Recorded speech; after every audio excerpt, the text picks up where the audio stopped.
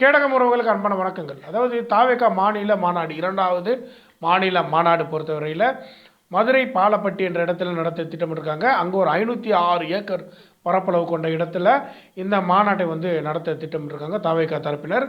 இந்த மாதம் 25ஆம் தேதி இந்த மாநாடு நடக்கும் என்று பல்வேறு தரப்பினர் எதிர்பார்த்த நிலையில் இந்த மாநாட்டு தேதி மாற்றப்பட்டிருக்கு.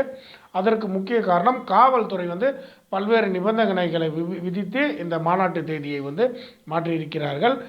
அந்த மாதம் விநாயகர் சதுர்த்தி வரக்கூடிய அந்த ஃபெஸ்டிவல் டைம் என்பதன் காரணமாக அதற்கு முன்பாகவே உங்களுடைய மாநில மாநாட்டை நடத்தி முடித்து கொள்ளுங்கன்னு சொல்லி தாவேகாவுடைய மாநில நிர்வாகிகளை அழைத்து காவல்துறையினர் ஒரு 33 நிபந்தனைகள் உட்பட்ட ஒரு அறிக்கையை கொடுத்துருக்காங்க. அதை தாவேகா தரப்பினர் அந்த நிபந்தனைகளை பரிசீலித்து தற்பொழுது விஜய் அவர்களிடமும் அந்த ஒப்புதலை பெற்று வருகின்ற 21ஆம் தேதி இந்த தாவேகாவுடைய 2வது மாநில மாநாட்டை மதுரையில் மிக சிறப்பாக நடத்த தேதியை குறிச்சிட்டாங்க. இப்பொழுது இந்த மாநாடு எது மாதிரியான ஒரு தாக்கத்தை ஏற்படுத்த போகிறது? ஏற்கனவே விஜய் அவர்கள் மிகப்பெரிய ஒரு அரசியல் கூட்டணியை அமைக்கப் போகிறார், பெரிய அரசியல் வியூகத்தை அமைத்து கொண்டிருக்கிறார் என்று பல்வேறு விமர்சனங்கள் இருந்த நிலையில் இதை குறித்தெல்லாம் இந்த மாநாட்டில் விஜய் அவர்கள் நேரடியாக அந்த மேடையில் வெளிப்படுத்துவாரா, கூட்டணி ரகசியங்களை உடைப்பாரா என்பதெல்லாம் குறித்து இந்த காணொலியில் நம்ம நேரடியாக நிகழ்ச்சிக்குள்ளே போகலாம். அதற்கு முன்பு ஒரு அன்பான வேண்டுகோள், நம்மளுடைய சேனலை பலர் சப்ஸ்கிரைப் செய்யாமல் பார்த்து கொண்டிருக்கீங்க. நீங்கள் சப்ஸ்கிரைப் செய்து பார்ப்பதன் மூலம் அது எங்களுக்கு மிகப்பெரிய உற்சாகத்தையும் ஊக்கத்தையும் கொடுக்கக்கூடியதாக அமையும். சப்ஸ்கிரைப் செய்யும் போது பெல் பட்டனை கிளிக் செய்ய மறந்துடாதீங்க. அதை நீங்கள் கிளிக் செய்தால் மட்டும்தான் அடுத்தடுத்து நாங்கள் பதிவிடக்கூடிய காணொலிகள் நேரடியாக நோட்டிஃபிகேஷனாக உங்களிடம் சேரும். நேரடியாக நிகழ்ச்சிக்குள்ளே போகலாம் வாங்க. அதாவது தாவேகாவுடைய மாநில முதல் மாநாடு விழுப்புரம் மாவட்டத்தில் இருக்கக்கூடிய விக்கிரவாண்டியில் அந்த வி சாலையில் நடைபெற்றது. தாவேகா அந்த மாநாட்டை நடத்துவதற்கு முன்பு இத்தனை லட்சம் தொண்டர்கள் வருவார்கள் என்று எதிர்பார்த்தார்கள். ஆனால் அதற்கு மேலே பல லட்சம் தொண்டர்கள் அந்த மாநாட்டில் குவிந்து மிகப்பெரிய அளவில் ஒரு சிறப்பான மாநாடாக அந்த மாநாடை மாற்றி அமைத்தார்கள். அதற்கு முக்கிய காரணம் விஜய் அவர்களுடைய அந்த கட்டளைக்கு இணங்க அந்த தொண்டர்கள் அந்த மாநாட்டில் குவிந்தார்கள் என்று எதிர்பார்க்கலாம். மிகப்பெரிய அளவில் அந்த நேரத்தில் பெரிய அரசியலை பேசக்கூடிய மாநாடாகவே தாவேகாவுடைய முதல் மாநில மாநாடு அமைந்தது. அதற்கு முக்கிய காரணம் என்னென்னா தாவேகாவுடைய அந்த கொள்கை தலைவர்களை குறித்து அப்பொழுது ஒரு பெரிய அறிவிப்பை தாவேகா தலைவர் விஜய் அவர்கள் அறிவித்திருந்தார். அந்த அறிவிப்பு மிகப்பெரிய அளவில் பேசப்பட்டு வந்தது.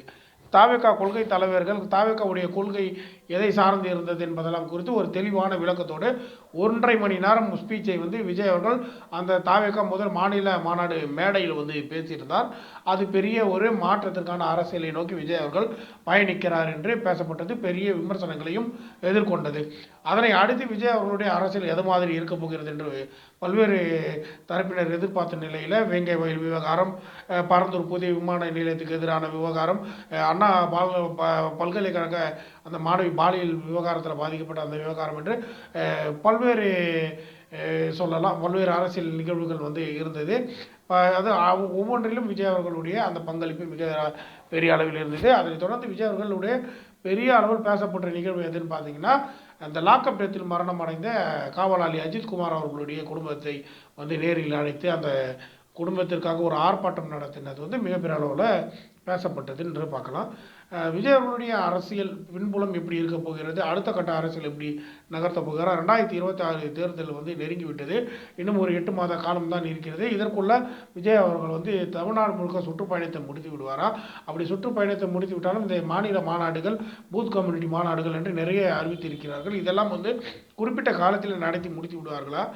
இவ்வளவு குறுகிய காலத்தில் மக்களிடையே போய் இவர்களுடைய அந்த அரசியல் கொள்கைகள் போய் சேருமா?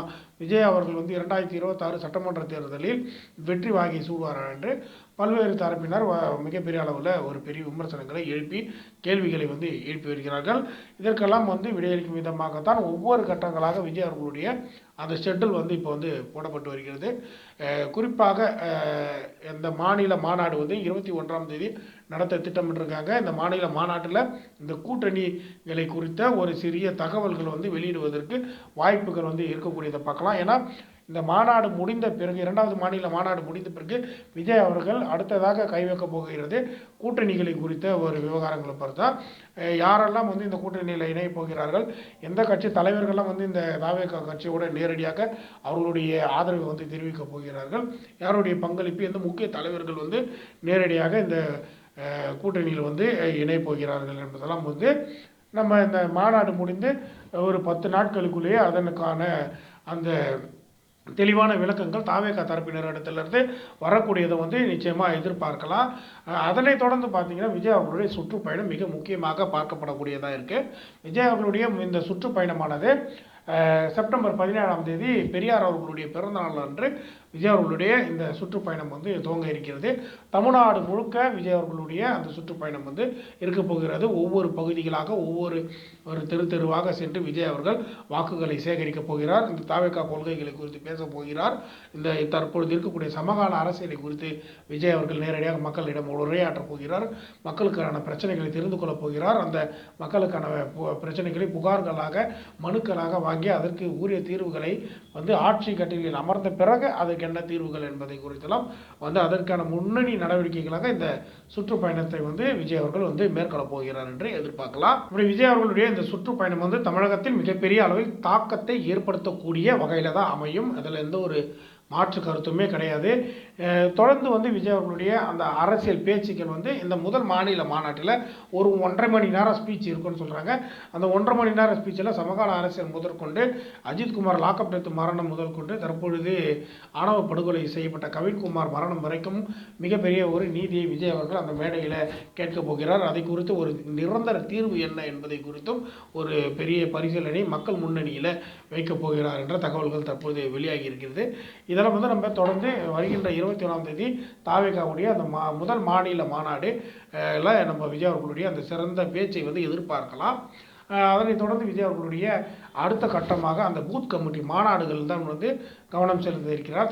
தமிழகம் முழுக்க வந்து பூத் கமிட்டிகள் வந்து அமைக்கப்பட்டிருக்கு. இந்த பூத் கமிட்டியை பொறுத்தவரையில் 80,000 நிர்வாகிகளுக்கு மேலாக அந்த பூத் கமிட்டியில் வந்து போடப்பட்டிருக்கு. குறிப்பாக வந்து இது வந்து ஒரு பெரிய ஒரு அரசியலை பேசக்கூடிய வகையில் அந்த பூத் கமிட்டி மாநாடும் வந்து இருக்கக்கூடிய வகையில் அமையும் என்று எதிர்பார்க்கலாம். தொடர்ந்து வந்து விஜய் அவர்களுடைய அரசியல் வந்து மிகப்பெரிய அளவில் தமிழகத்தை பொறுத்தவரையில் அரசியல் மாற்றத்தை வந்து ஒவ்வொரு நாளும் ஏற்படுத்தக்கூடிய வகையில் அமையும் என்பதில் எந்த ஒரு சந்தேகமும் கிடையாது. குறிப்பாக தாவேகா தலைவர் திரு விஜய் அவர்களுடைய அந்த அரசியல் பயணம் வந்து எதை நோக்கி இருக்க போகிறது, 2026 சட்டமன்ற தேர்தலை பொறுத்தவரையில் தாவேகா வெற்றி வாகி சூடுமா என்பதெல்லாம் வந்து நம்ம வந்து பொறுத்திருந்து பார்க்கலாம். ஏன்னா ஏற்கனவே வந்து பாஜக அதிமுக கூட்டணி வந்து இணைந்து விட்டார்கள். திமுக தலைமையிலான கூட்டணி வந்து இடதுசாரிகளோடு இருக்க போகிறது என்ற பேச்செல்லாம் இருக்கிறது. தொடர்ந்து விஜய் அவர்களை நோக்கி வரக்கூடிய அந்த கூட்டணி கட்சிகள் யார் என்பதெல்லாம் குறித்து மிகப்பெரிய ஒரு பரபரப்பான அரசியலோட இந்த 2026 தேர்தல் களம் நகரப்போகிறது. மிகப்பெரிய அளவில் ஒரு அரசியல் மாற்றத்திற்கான முக்கிய நபராக திரு தாவேகா தலைவர் விஜய் அவர்கள் வந்து இருக்க போகிறார் என்று எதிர்பார்க்கலாம். தொடர்ந்து நம்மளுடைய காணொலியை பார்த்த ஒவ்வொருவருக்கும் மிக மிக நன்றிகளையும் வணக்கத்தை தெரிவித்துக் கொள்கிறேன். நன்றி, வணக்கம்.